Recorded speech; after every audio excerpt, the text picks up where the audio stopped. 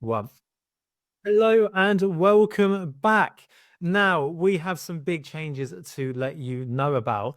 We're not called the Music Podcast anymore. What is going on? It might be new, but we are called Let's Start a Band. I have my co host, Tom Westwell, and we're kicking off this rebrand of the podcast with an incredible guest who's recently got engaged. Incredible music. The fantastic Cassa Jackson on with us today. First and foremost, how are you? What an exciting time to be in your shoes. I'm good, thank you. Yeah, it's actually so exciting. It's kind of finally sunk in, and every day I'm like fiddling with the ring so much, but I love it. And so, yeah, everything is just great now. So I wake up and I'm like, ooh, Funnily enough, Kat, you've got engaged. Westwell has been recently been engaged. I've been engaged. Maybe we need to change your podcast name again. yeah, Yeah. here we go. But there we go. Right, great music deserves great conversation. So I'm really excited to talk to you. You play to massive crowds. You've got incredible tunes and some more coming. I don't know how much we can touch upon that. But great music deserves great conversation. So what is in the pipeline? What is coming up the fans can get excited about? So I have been working on my debut album. I have never released an album. I've done a bunch of EPs and singles, and so I'm so excited about this project. I don't know how much I can say about it at this point, but I'm loving all the tracks. It's a slight shift into more country pop, is what I can Mm. say. Which I feel like I've kind of in the songs, my songs that are like my biggest songs, that you can kind of tell that they're the ones that do the best because they're very lyric led, very relatable, which is definitely a trait of country music. Guitar led, and I've just really enjoyed writing them all. And it's basically a whole journey from being in a terrible relationship, which is all autobiographical, being in a terrible relationship, breaking up with that person, going through the whole healing process, meeting someone new, right up to the point of now and being happily engaged. So there's kind of something for everyone, no matter what stage of relationship you're in. It's very relatable, and I'm already excited for that. Like a big body of work coming out from you is incredible. Yeah. I want to cast your mind back a few years ago, and I can see the picture behind you. You are just about to come out to the O2 and play in front of 20,000 people. Now, to say my heart would be pounding, I think would be an understatement. For you as a talented artist, is it pure excitement? Talk to me about that stage from the dressing room to the stage.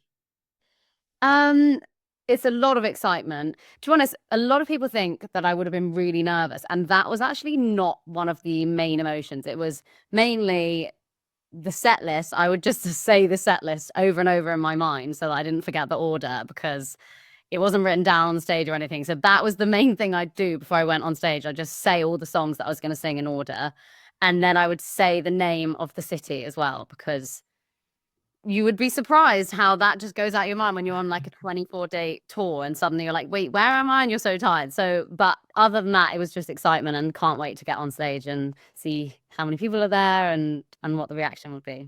So talk to me through, like, I want to know from that point there, a new album, all this amazing stuff. Take me right back to the beginning. What was your first memory of music?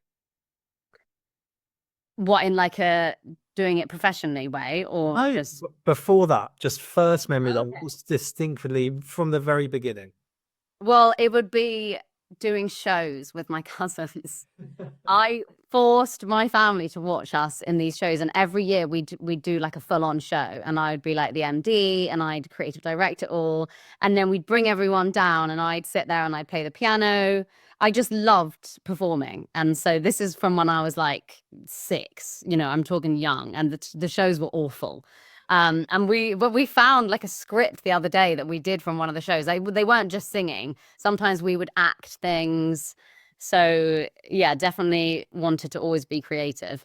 It's fascinating for me, like starting from there to where it's got to now is unbelievable. And the podcast Let's Start a Band. I wish I could be talented. I wish I could do the music. I'm on this side of things. So for me, who's not going to experience it, can you describe the feeling you had the first time crowd started singing your lyrics back to you?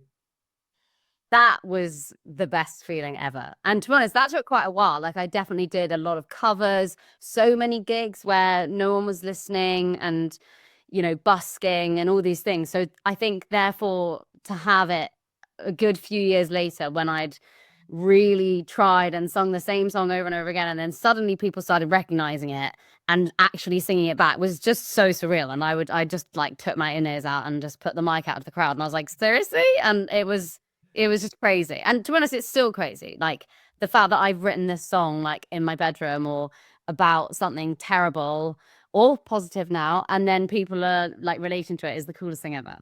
So if me and Tom were going to start a band with you, and we're going to be like, backing at the O2, right? You're going on stage. What Yeah. would shock us about the way that you work in rehearsals and leading up to that? Um, I think it would be my general indecisiveness and like my band, it's like a running joke that I will ask them like a million questions that don't need to be answered. Like even things like we'll be about to go on, and I'm like, do I need a wee? Do I need a wee? I don't know. And they're like, you should know the answer to that question. It's not on us to answer that. And then they always just go, yes, go. So like the pointless questions. But that's just kind of me all over. Like I need a million people's opinions Tom, for if you're about to play bass for Cassa Jackson at the O2, are they the questions you want to be asked? I mean, what would be your reaction at that point? I think I would be too nervous to be able to comprehend any question that anybody was asking me. at least it's not a I'd probably- deep question. That's to be Yeah, fair. true. Maybe a little bit of a distraction. Yeah. Right, before I pass on to Tom's first segment about unsigned artists, I want to just one last thing is I think as a lot of musicians listen to our podcast and they would want to know what's the biggest risk you've taken in your music career and how did it shape how you are today? Ooh. I guess I've taken a lot of risks. Like firmly from starting out, for me, it was a big risk being so open and honest in my songs because, like, some of the material is not exactly like, social media is such a highlight reel. And I was basically going online and being like, this isn't great, like, whilst I was still in that relationship. So, if no one did listen to the songs at the beginning. So that was, I guess, kind of embarrassing. But I guess it paid off by now a lot of people have related to it. But that was definitely scary for me putting myself out there again and again and again, because I think it's not like people think, oh, you just do one video and it blows up. It's the repeated every single day posting. And then I don't know, I feel like that, yeah, maybe that. Well, that's absolutely fine. Right, Tom, I'm going to pass you over because you've got a new segment for us this week. I do, yeah. I've got a new segment, new for the new format of the new podcast. This is Unsigned Radar, and I just want to send a bit of love, maybe not every week, but sort of a bit of love to a track that I've been listening to that I just want everybody to go and check out. And for the first one, this is completely biased because I absolutely love the guys, but it is the new track by Hallen, and it is called Borgo Pass. It is absolutely incredible. Every time they release music, they are just growing like from strength to strength and strength. And I thought with their last music that came out beforehand, they'd really like nailed down onto like a sound and they really like found their voice. And I think with this track, it changes it completely. It's not a complete different vibe, but it just takes it on so much further. It's a great track. It's a bit more poppy than the normal stuff. There's a lot more synths. It's a lot more sing-alongy, which is a different way to how I've heard them before. And the lyrics in it are fantastic. It's called Borgo Pass. It's named after the pass that gets you to Dracula's castle in Transylvania.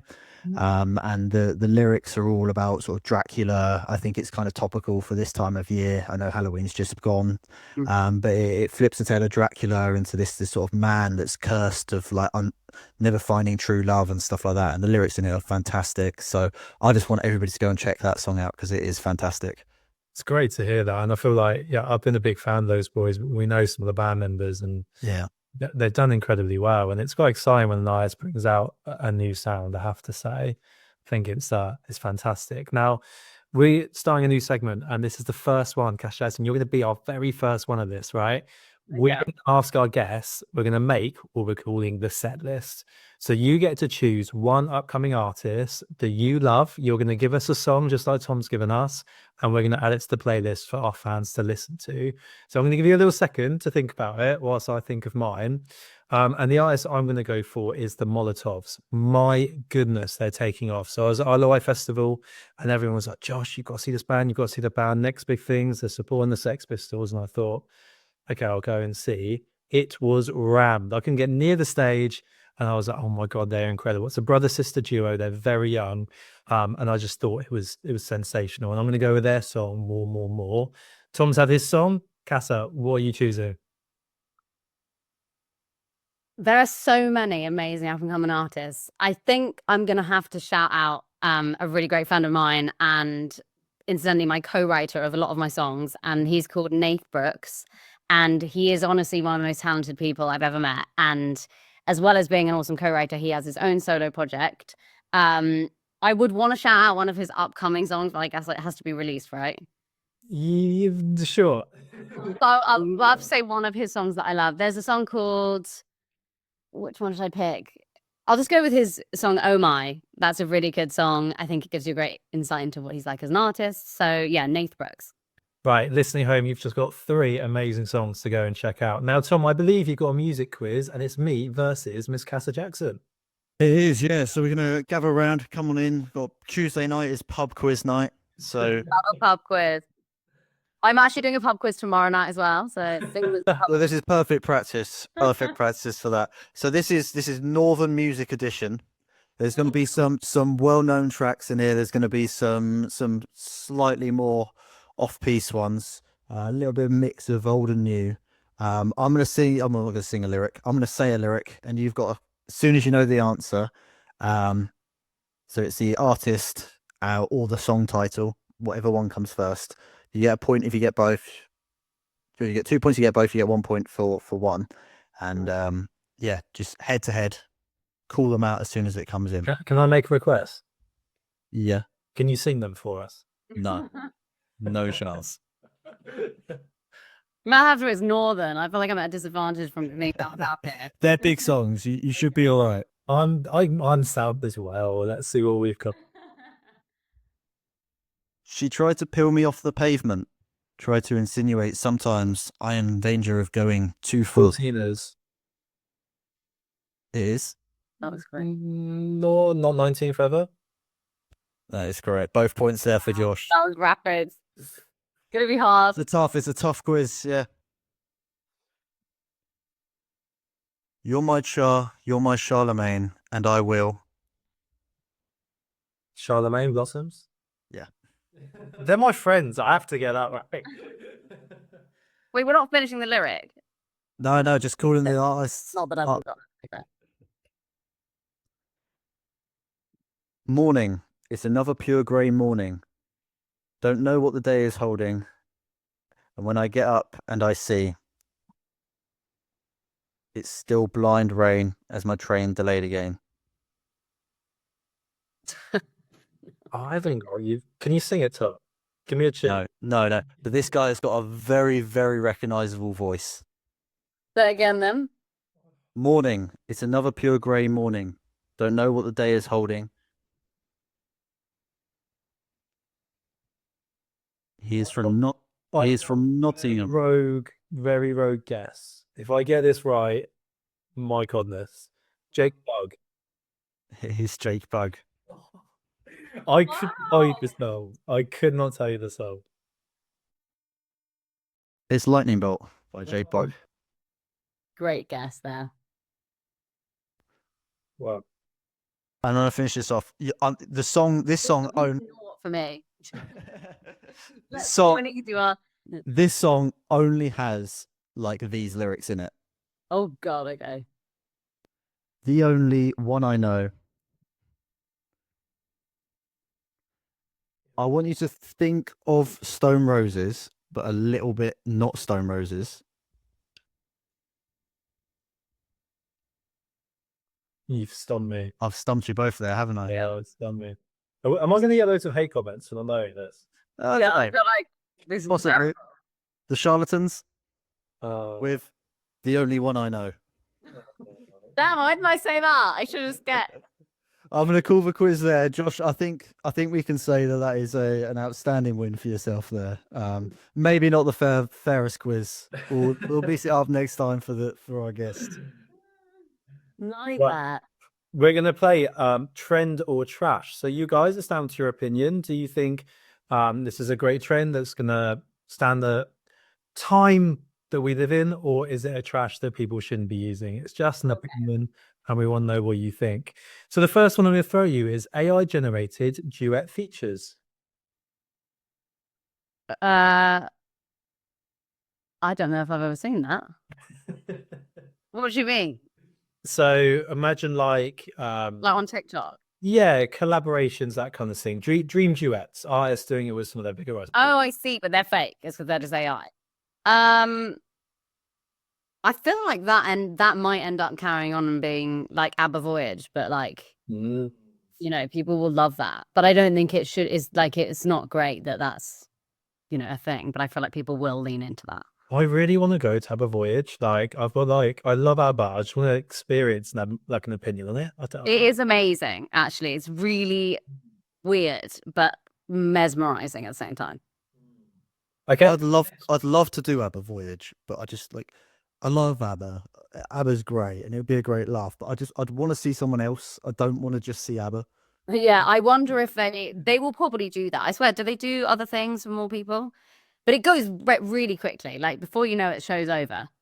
I definitely want to experience at some point.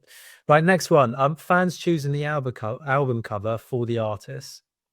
Do people do that? I've seen Kaiser Chiefs do that a lot, actually. I actually often, to be fair, I really want to ask like people's opinion because, again, very indecisive person. So I would like to be able to give people options and then they choose. I agree. I think that's a really good trend. What's what are you going for?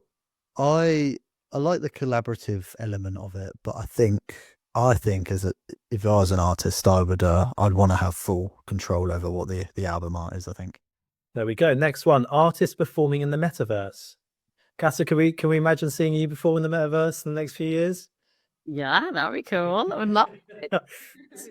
It's a really interesting concept because you can only fit so many people in a show. Yeah. I mean, around the world, you can give people an experience to see it. Westwell, would you be up for doing that? No, and I don't think I would be.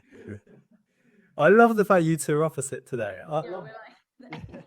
I don't want to be sat in like my bedroom or like my living room with like a VR. Do you have to wear a VR headset for that? No, you wouldn't have to, but people would to watch you. Oh, okay. Well, I don't want to watch a gig in the metaverse, and I don't want to be like playing a show to. Is it not like you're at a gig as well, and then it's also being live streamed? Yeah, Is it like absolutely. Yeah, absolutely a possibility. I guess I can see what you're saying. It slightly takes away from that, like I was there moment, but then also it's very inclusive for people who can't make it there. Because that's how I started out in lockdown. I did a million Instagram lives, TikTok lives, and now I have fans in like the Philippines, which I would never have toured. It gives accessibility to people, doesn't it? Yeah. I think is the Yeah. prime benefit of that. Okay, next word. Concerts banning phones. What's your thoughts on that? Love. I think you might agree with this as well. I might be wrong. What do you think? Although it goes against my whole social media thing. So like I should say don't love, but the amount of times I went to Tate McRae not too long ago and I had a really good, I was standing in a really good place and all I could see, I was watching the show through the person in front of me's phone because it was like right in front of my eyes. And I was like, now it's become a trend to go and see people just because of what video you can take to go viral. So let's bring back living in the moment. No. Yeah, I like the idea. I think it'd be good to have a choice. Like, this is going to be a no phone show, or this is going to be a phone show. Yes, good idea. And I guess you can't ban them, can you? What are you going to do? Like, watch Lockbox bags, like when you go to a tennis. Yeah. I've seen at Portsmouth Guildhall, a band said, look, you're dropping your phones off for reception. It's no phones, no cameras, no phones. And they want Or you have like a limit on the amount you can record on your phone. I don't know, some app that like you can only record like 5 minutes and then that's it. So that people aren't spending the whole concert like that. Yeah. It's clever. It's really clever to think about actually, like, because you want people to be in the moment, but then you want the publicity as well. It's But I've seen so many artists like, on TikTok where someone's like telling the crowd off, being like, get off your phone. And so I can, it is definitely like looking out to a sea of phones is not the same as, looking out to people actually enjoying it. absolutely okay. And my very last one for you guys is artists deleting all posts before starting a new era. Hate. That's not the answer. It's not hate, is it? What's the try to right, there we go. Don't hate, but like not for me, because I like to see where people have come from. Like if you go on my page, you could scroll right back to when I was at university, when I was at school. Like you can see everything, and I think there's something really nice about that, because it's like, look, this is where I've come from. This is all the hard work. Otherwise, all my hard work over the years is just gone. You can't see it anymore.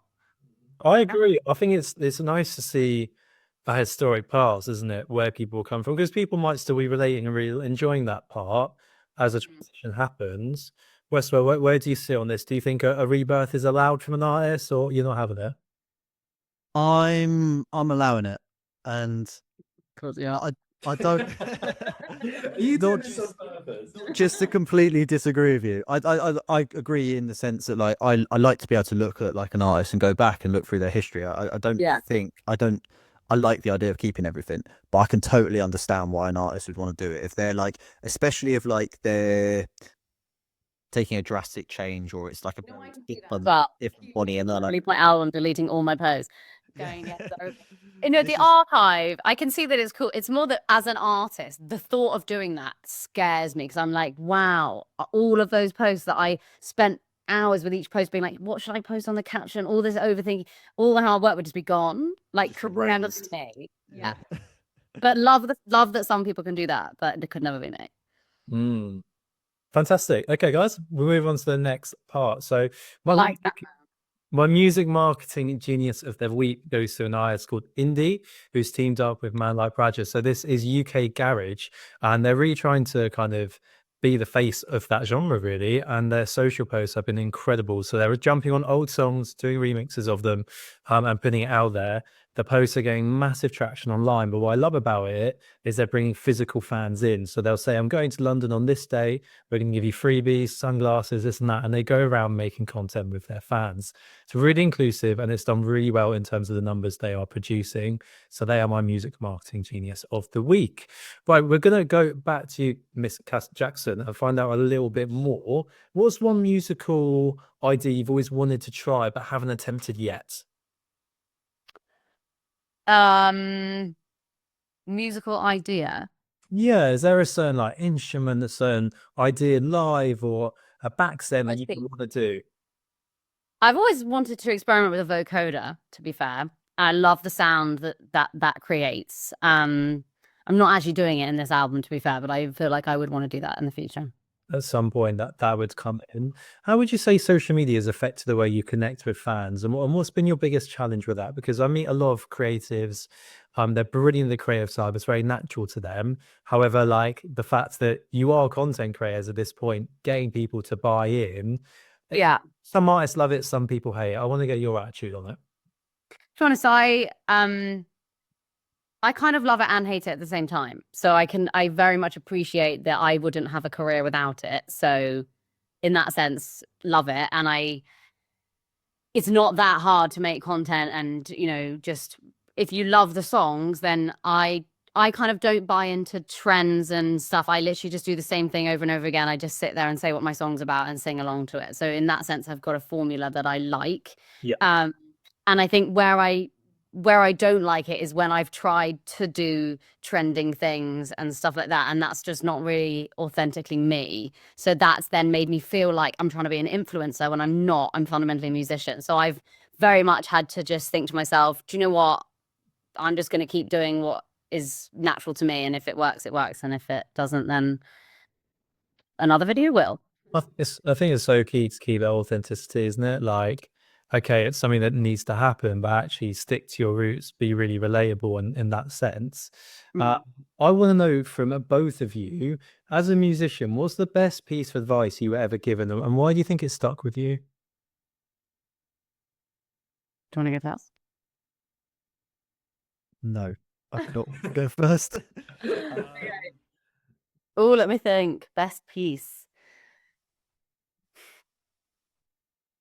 Well, to be honest, songwriting wise, someone just said to me, you need to just repeat like lyrics. And I am a big fan of lyrics and I love being, it's like a poem and everything. But actually, who was it? It was a massive songwriter from like the past. I can't even remember his name now. But he said, oh, you need to have more repetition in your songs. And to be fair, when I listen back to the songs that have done really well, I hadn't necessarily meant to, but they are the ones that do hammer home what it's about. So in this new album, there is more repetition, which is kind of goes against like I'm always trying to be so clever with every single lyric, but actually sometimes it is okay to just in the hook say it again, which I think I lost a bit in some of my songs. It was then like, wait, you need to be able to remember it. I think that's a really important take, actually, because for someone listening to that song for the first time, you want almost singing a little part of that to go away and then Yes, when it comes exactly. back to that song. So actually having those repeats in there, I think it's probably quite necessary, isn't it? Yeah, and I feel like it's, you think, oh, that's lazy songwriting, but actually it's like the old grey whistle test. That was in the same conversation when he was telling me about that's what they used to do. If the like person, have you heard the story about the old grey whistle test? Mm-hmm. So that was the same conversation. It's really interesting. Apparently in like Maid of L Studios or something, they would do this test at the end of a day when they just recorded a new song. They'd open the doors and play it out to the people cleaning the studios, this old grey woman. And apparently if she started whistling the song or the tune of the song in the next like 10 minutes, they would know it would be a hit because she was whistling the song. Oh my God. So that's what stuck with me. Cassa Jackson, you've just blown my mind. That is so... I feel like I've butchered the story. Look it up online, but that's the gist of it. I was just at Maid of Vale, and I could definitely see that happening. Like, I genuinely could see... Or maybe it was Abbey Road, actually, to be fair. I can't remember. But either way, it was can you get someone to just whistle it whilst they've inadvertently been listening to it, not even thinking? Brilliant. Absolutely brilliant. Okay, Westwell, any thoughts? Yeah, we had something that a guest said the other week. Sort of like the most important thing that you have is just your authenticity, and like the worst case scenario, like not the worst case scenario, but like it'd be horrible. You make it really big, and it is just not you at all, and it's better to either fail or I hate the word fail, but like you might never reach the heights of a huge artist, but it's so much better to just do your thing and be who you are rather than sell yourself out to try and be something that you're not. So I think that is important. Yeah, I totally agree with that. Okay, so Cassa Jackson, what's one thing successful artists know that startup artists don't?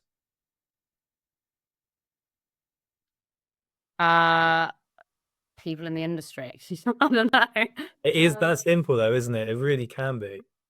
I think, I don't know. I guess they know how much work they've put into everything. They know to be honest, it's actually how much work it takes. Because I remember when I released my first song, I fully thought it would go to #1. Like I was that convinced that it was this best song ever. I was like, she's gonna rival Beyonce in a minute. Like, and I had no idea in my deluded like 16-year-old self that that song would go nowhere and it would be years before I even got like 100,000 streams. Do you know what I mean? So that was, and thinking back, like obviously, but I fully thought it would just be like, oh, release a song and it's a hit and that's it and I'm famous. Maybe you need a bit of both. Maybe you need that like A little bit, I think. yeah, but also I think it's a great point because people see these overnight successes. People will be listening to this podcast right now going, Cassa Jackson, the songs, the streams, the big shows, the big festival stages she does, but they probably haven't seen the amount of hours work and all the things you've overcome to get there. So I love the fact you're highlighting that.